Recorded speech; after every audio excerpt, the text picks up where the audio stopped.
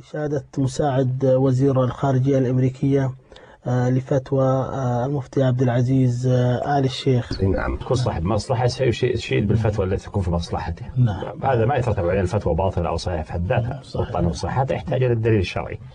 نعم. قد تكون فتوى مثلا، يعني أنا أعتقد أضرب مثال تاريخي، عندما دخل المسلمين سمرقند على أيام عثمان بن عفان. نعم. فاشتكى أهل سمرقند، يعني بعد كده فهمهم المسلمين أنه إذا ذهبوا إلى بلد يعرضوا على الناس إما الإسلام وإما كذا وإما كذا. نعم.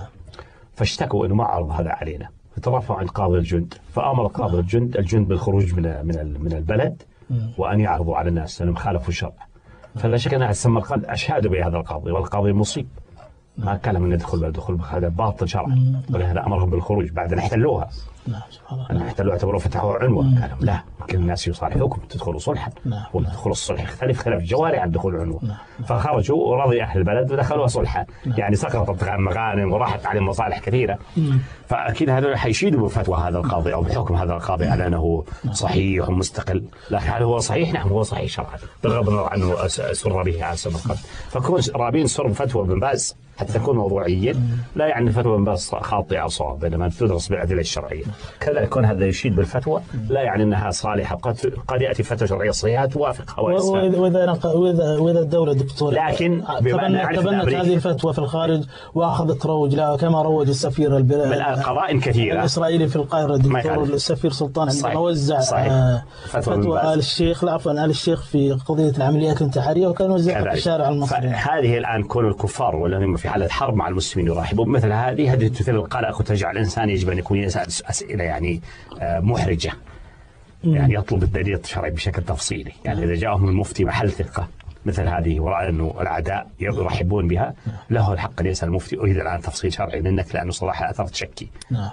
لماذا يمدح الأعداء؟ لماذا يمدح الأعداء؟ قد تكون صواب، مجرد مدح الأعداء لا يعني أنها خطأ، لا هذا غلط، هذا غلط منهجي خطير. صراحة صاب بحالة الوسوسة والاستلاب العقلي، لا هذا غير صحيح، والفتوى بأدلتها حتى لو أعجب. ولكن لن يمدحوا الدكتور أو يثنوا على شيء تكون ضدهم أصلا.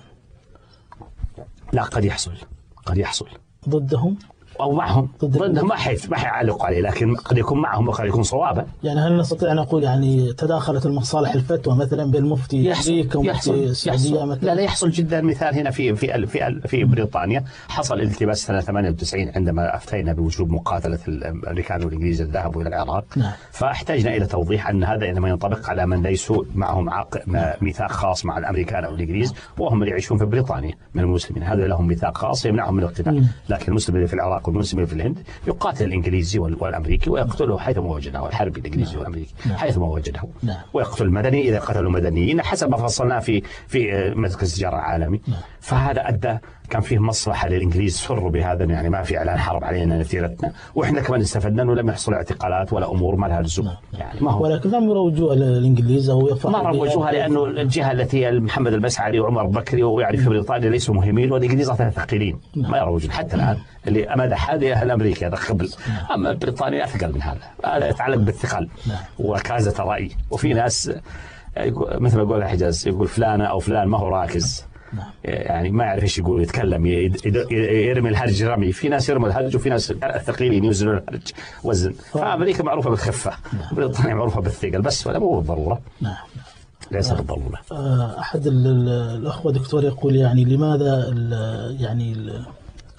يعني علماؤنا عندهم إمساك في قضايا المسلمين، ولكن في القضايا التي تهم الأعداء عندهم إسهال. هذه من قرائن الخيانة. أنا أعتقد هذه من علامات الخيانة. يعني تجد تساهلهم مع الحكام في المخالفات الشرعية تصل إلى عنان السماء. وتجد بالنسبة لعوام المسلمين أشهد وأقصى أنواع الفتوى اللي تصل بعضها إلى حد الباطل، المناقض حتى للشرع. والسبب في ذلك أنهم ما زال فيهم النزعة الخوارجية. هذا الإعجاب بالنفس هذا مننا، يعني هذا رئيس دولتنا فهو مننا معناها يعني كل ما يفعله يبرر على أحسن المبررات. لكن العامي هذا محل شبهة، محل خطر، ومحل انحراف، ومحل قصور في التدين، فيجب أن يعطى على رأسه ويجب أن يشدد عليه حتى لا ينحرف وتفرض عليه وصاية عقلية قمعية خوارجية غالية ويدعون يرمون غيرهم بالغلو. هذه مشكلة الشنعاء. أحد الأخوة يسأل دكتور هل مر بالتاريخ الإسلامي يعني أن سخرت الفتوى لخدمة أعداء الدين؟ إذا سخرت السلاطين خلاص السلطان على السلطان الظالم والفاجر عدو للدين، فالفاسد قديما سواء موجود هذا. وتزيد الأمر إلى أن تصل إلى وهذا الفاسد والظالم سيكون له موالاة ومناصرة أو على الأقل استفادة من الكفار. أيام ما كان المسلمين دولة عظمى كان يعني ربما أحد حكام الطوائف في الأندلس يحارب مع الكفار على قدم مساواة، متساوي معه، يعني لا الكافر قائد ولا هو قائد، فيكون بهذا مجرم جريمة كبرى.